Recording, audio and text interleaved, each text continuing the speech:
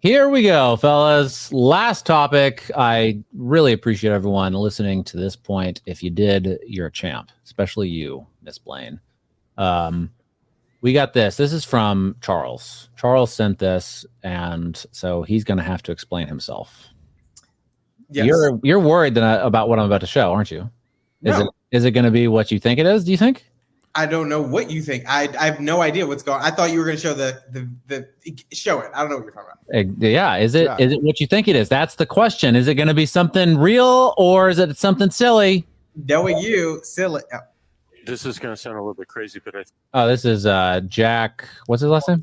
Dorsey. Jack Dorsey. He was the founder of Twitter, former CEO of Twitter. Friend of Jay-Z.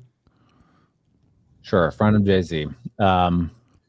I'll take your word for it, I guess. Is he a friend of Jay-Z? Yeah. Okay. They go to the Hamptons together all the time. Hang out a lot. So Jack Dorsey is also right, Michael? I don't know. He's wearing a Bitcoin shirt. This is going to sound a little bit crazy, but I think the free speech debate is a complete distraction right now. I think the real debate should be about free will. And we feel it right now because we are being programmed. We're being programmed based on what we say we're interested in. And we are told. You think he was programmed to put that earring in? Am I right, guys? Told through these discovery mechanisms what is interesting. And as we engage and interact with this content, the algorithm continues to build more and more of this bias. But the algorithm, even if it's open source, is effectively a black box. You cannot predict 100% of the time how it's going to work, what it's going to show you. And it can be moved and changed at any time. And because people become so dependent upon it, it's actually changing and impacting the agency we have, the free agency we have.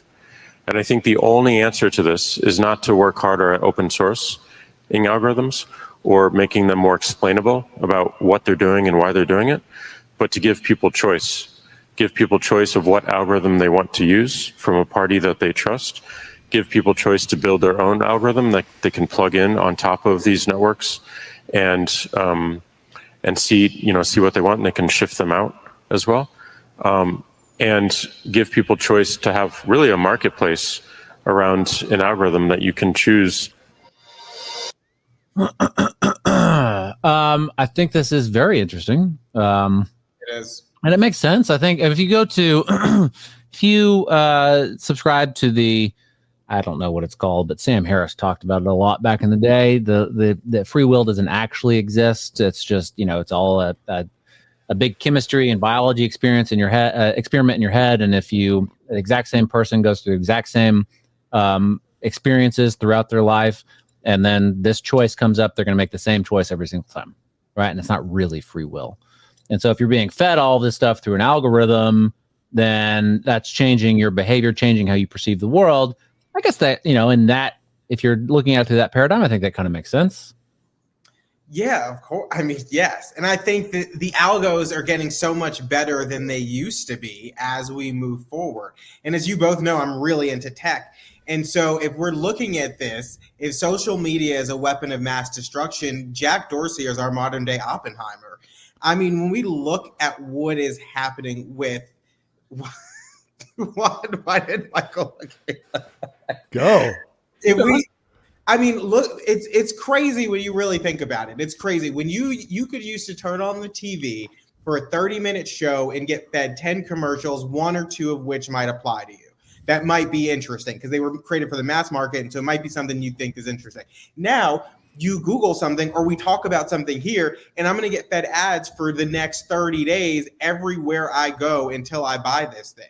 And so at some point, it does take away your free will. And it's not even just ads for purchasing things. It's everything else. So the news that I'm consuming, on Instagram, you like one post. Now you're seeing constant posts. And so you get put into this position where you can't help but to then start to make certain choices. And you start to just become reactionary to what you're being fed. It's crazy. And I think it's going to get even crazier when candidates recognize how to use that to their advantage. You don't think they're already using it? not to the extent that I think it could be used, or that like the tech companies are using it. I mean, and it's probably because it's out of the range, the price point is too high to actually take use of it. But I think when it becomes something that is incredibly accessible and they find out how to use it and manipulate people's perspective on candidates, it's going to be huge. I think it's going to be huge. And so what he's suggesting here, because a lot of this goes over my head because I'm just a dumb guy that got everything right on COVID, is alternative algorithms. Like I could choose an algorithm and they would apply to all my social media apps and the ads that are served to me. I'm like, just give me stuff that makes me happy or makes me laugh, is essentially what he's saying. Like I could choose a different algorithm. Mm-hmm. How would that practically work?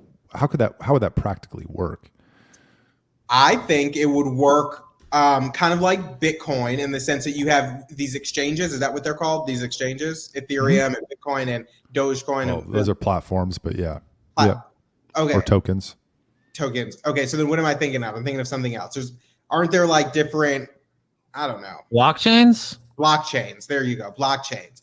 So I would think you'd have these companies that create it. And in a similar sense that I get like, I use Google Chrome or I use Safari or whatever, I choose to use that. And then that kind of covers my internet usage, whether that's Instagram, Google, like whatever I'm doing, and filters me in the right stuff. Because even if you use, I can't remember the name of it, but there was a web browser that was really popular about 3 years ago or so among conservatives because Google was filtering things out. DuckDuckGo. And so in that sense, I think it would be like that, where you would get whatever you prefer. And I guess you could buy a happy algorithm, or I could buy an environmentalism algorithm or whatever, you choose to. I would love that. Or I could create my own algorithm with different parts of different things that I want. Plug and play. Doesn't that just further drive us into division? Yes. Which is what is happening already. Yes. Maybe if there's like a free market of algorithms, then, one algorithm might rise to the top. That's, I don't know, maybe the divisive algorithm rises to the top, and that's maybe the one that like divides us the most. But maybe there's an algorithm that makes people happy and laugh. Michael's algorithm, the Searle algorithm.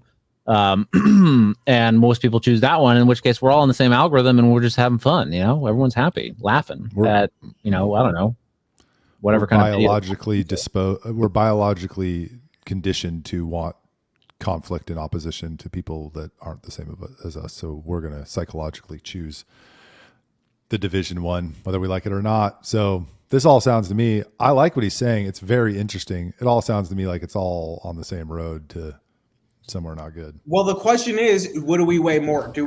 Is division the most terrible outcome, or is having these tech companies control everything we see and do and have them choose what divides us the better outcome? I'd prefer if I chose what divided me. And what would you choose? I don't know. I would depend on what my offering of algorithms is. Algos, as we call it in the tech world. Oh my God. Ugh.